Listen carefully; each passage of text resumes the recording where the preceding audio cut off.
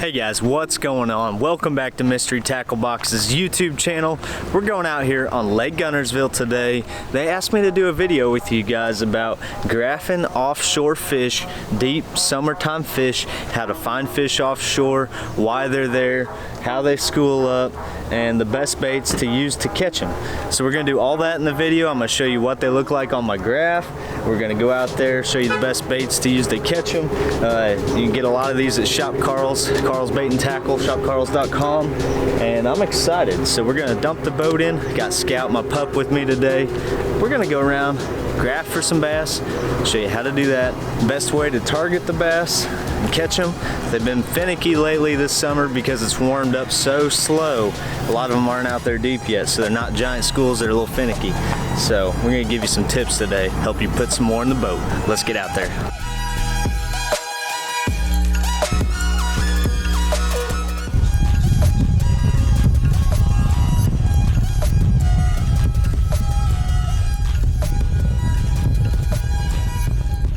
So when you're graphing around, this is what you want to see stacked up on the bottom right here. All of these are bass, and I'm sitting here in 15 foot, and all those right there are bass. There's probably 40 bass right there, and you can look on your side imaging to see what side they were on. So I scroll back, there's none on this left side, but they're on this right side, stacked up right under the boat. They're on the right side, so that tells me they were more on the right side of where I graphed, and I can put my waypoint, pinpoint it with side imaging over here. Once you get on your spot, if you have an Ultrex, you can spot lock it, and that'll keep you on the exact spot so you can make that same cast every time to those fish. We're gonna cast it from back here all the way up current to there, and then we're gonna bring our lure past these fish we just graphed over. I'll show you those here in a second. But when I'm graphing, you can see where my boat trails are. That's how I graph points. So I always go right on the drop. I start here and I work my way all the way around that point on the drop. Sometimes I graph right over the top of it and off the point, just like that. But a lot of times I stay right on the edge where the drop's at. That's where your school is gonna be most of the time. So let's look at these fish I just graphed over. All right, for baits, we got a few different things we're gonna tie on today. I always start off with some sort of bottom bait that you can drag along the bottom, but that does not move the school. So I'm gonna use these saw craws right here. I'm gonna take those out, these little flapping craws. I'm gonna get me a green pumpkin saw craw, and I'm gonna put it on a green pumpkin 3/4 ounce wired jig. Show you that here in a second. And then we're gonna chuck that around first. If we don't get any hits on that, we're gonna throw a deep crank at them. This Googan Squad Grand Recon right here, great option. You know, kind of like a citrus sexy shad color. What is it? This is their Mondo shad color, but this thing goes 15 to 20 feet. So we're gonna put that on as well. So we got a jig with the saw craw. We got a Grand Recon crankbait. Can throw a big worm on too. We'll probably end up putting a big worm on. We got a plum color right here. Throw that on here in a second on a 1/2 ounce bullet weight. And then, last but not least, we got a drop shot rigged up for those finicky fish. Because they've been so finicky this year, we are going to rig up a drop shot. And I'm actually using this brand new bait, just came out. It just came out. This little tickle tail is what it's called. Look at that, on the drop shot. It's got ribs, puts off a lot of vibration, looks like a shad body. And look at that, you cannot keep that tail still. So we're gonna put that on a drop shot. I'll show you all this here once I get it rigged on. I'm excited to cast down to the school. All right, so you wanna make sure you split the legs on this. And I like pinching off the first section for my jigs. And don't throw that in the leg, fish choke on them. You're gonna go down the trailer, the length of the shank of the jig hook. Just like that, slide it all the way up so it's straight, sits straight up and down. And I got a wire jig, so I put that wire weed guard over there.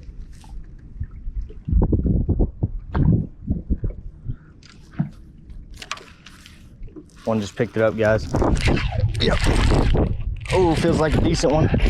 Yeah, that's my second cast of the day on this fish. Look at that. 2.5 pounder, start the day. got this upward angle just because there's so many hawks here on Guntersville. So many people that know the lake so well. They're such good fishermen, but they'll know exactly where I'm fishing. There you go. 2.5 pounder, start the day on the jig. Check that out. That'll work. That's exciting. It's so windy today that rather than hop the jig up and down, I'm gonna not feel it as well. I'm just barely dragging it with my pole tip down. That way I can feel it come over every little rock and bump every little thing on the bottom. And when he picked it up, I knew the instant he picked it up.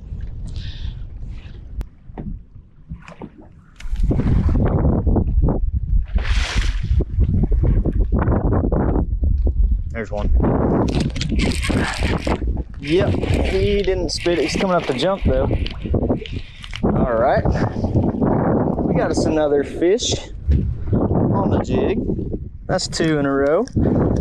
2 in a row, and we lost like 3. That's a decent little guy. He's probably 2 pounds. See ya.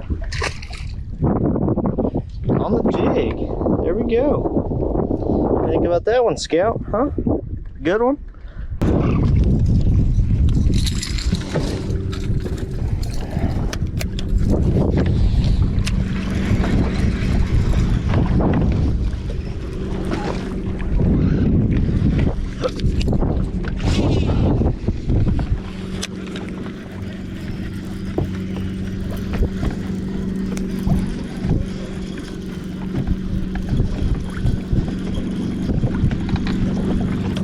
There's one. Second cast with the crankbait, guys. It's a good one too. Oh, that's a better fish. Woo! Get my net out. That's a better fish right there. Jumper. All right. Look at that. Look at that. That is how you want them to eat it right there. Look at that, guys. Yes. All right, be very careful taking the hooks out with your crankbaits. Make sure that fish don't wiggle on you. That's how you get a hook in the hand. Or you can use pliers, it's up to you. But I've taken enough hooks out of fish. That's a stud right there. There's a 4 pounder, guys. That's every bit of 4 pounds. Beautiful. That's what I'm talking about. On the Googan Squad Grand Recon. I haven't used this crankbait too much. It just came out this past year and I'm a fan. Look at that, he's got black tips on his tail fin. That's sweet. What a beautiful fish. That's a good one, guys. All right, see, buddy. There she goes. Whoo! That's what I'm talking about. 4 pounder, second cast with the crankbait. All right, one more hit on the deep crank and that was it. So we're gonna try the drop shot now. Got this Yodo worm rigged up on here. The 1/2 ounce weight in this current Yodo worm, 1/0 hook, and the fish will clamp down. I'll hook them right in the top of the mouth. Cast it out.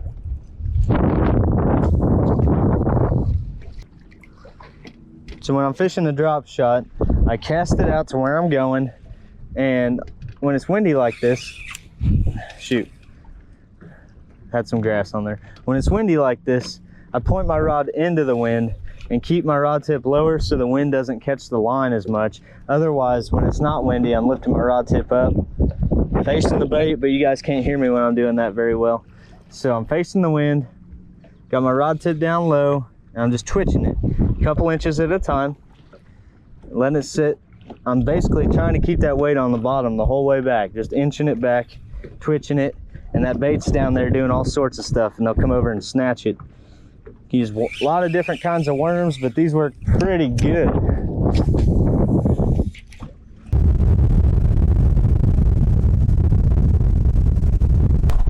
right, we just grabbed over some more fish. There's a school of about 10, and before that, there's about 5-10 more. Bent my hook a tiny bit. I'm using a 1/0 round bend worm hook. Rig another one back up. We're gonna get back out there, see if there's another one wants to bite. Because there's a bunch down there. Finally got one to eat the drop shot. They wouldn't touch anything else. Being finicky. Let's get another one.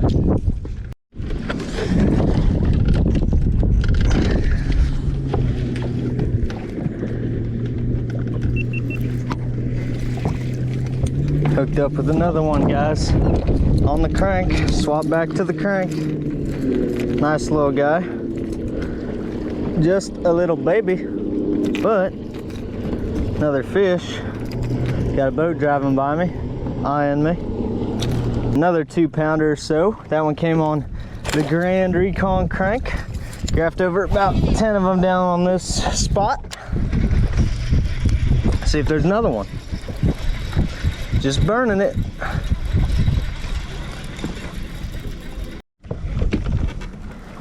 Next one.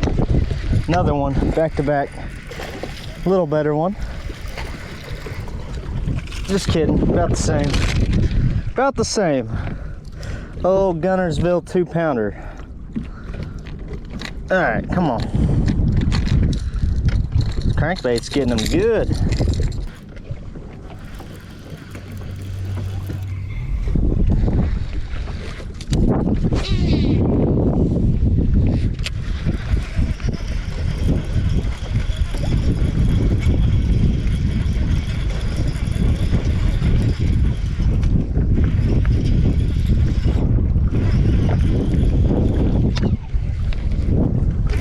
There's one. Smoked it, missed it, came back and ate it. Yep. 3 in a row. 3 in a row. They're feeding now. They're feeding now. Had to get a little later in the day. Another one, guys. Another one. I don't know where the big ones are. They're all 2-pounders. But they're crushing it. I set the hook, he missed it. Let it sit there for a second, came back and smoked it.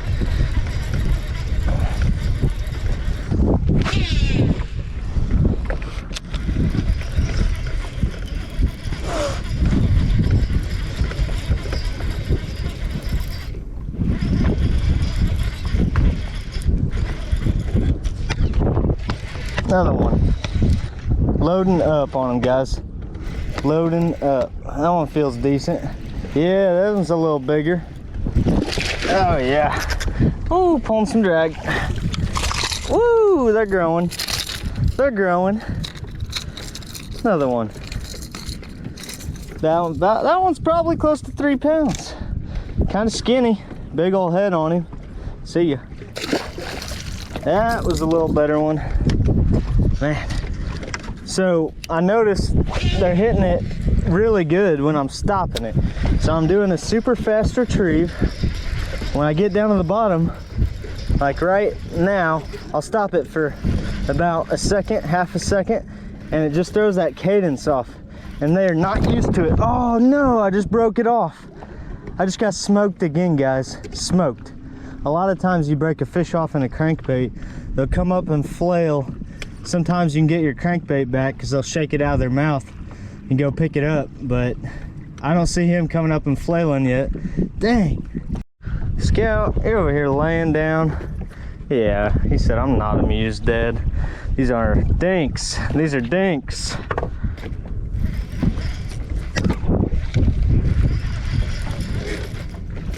There's one. Oh my God. If this is a fish, this thing's huge, guys. If this is a fish, I don't know what this is. I might snag something in the back. Oh, it is a fish. I got it in the side. No way.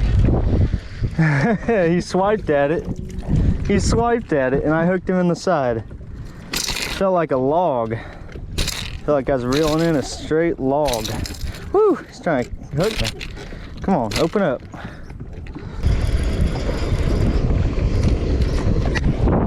There's one. Yep. Another one, guys.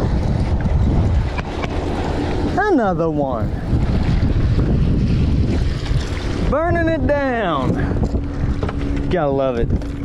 So fun. Even though we're not catching the giants today, it's still so fun. You gotta get out there offshore, find you some fish that haven't been messed with. It's kind of hard to do. You gotta read your graph, you gotta look for the fish. They're tucked tight to the bottom, or they're schooling right off the bottom. If they're suspended off the bottom, throw a crankbait at them, throw a swim bait at them. If they're tucked tight to the bottom, you can dredge the bottom with a crankbait, or you can throw a jig. That drop shot works good for both suspended and Fish on the bottom. Get out there, go catch you some offshore fish, guys. Well, there you have it. Fun day on the lake. Scout and I had a blast out here. We graphed over a bunch of different schools, probably 4 different schools of at least 40 bass. They're being so finicky right now. We only got a few to bite. So, I don't know. We caught about 10 though. What do you think, Scott? Did you have fun? Yeah, you should have fun.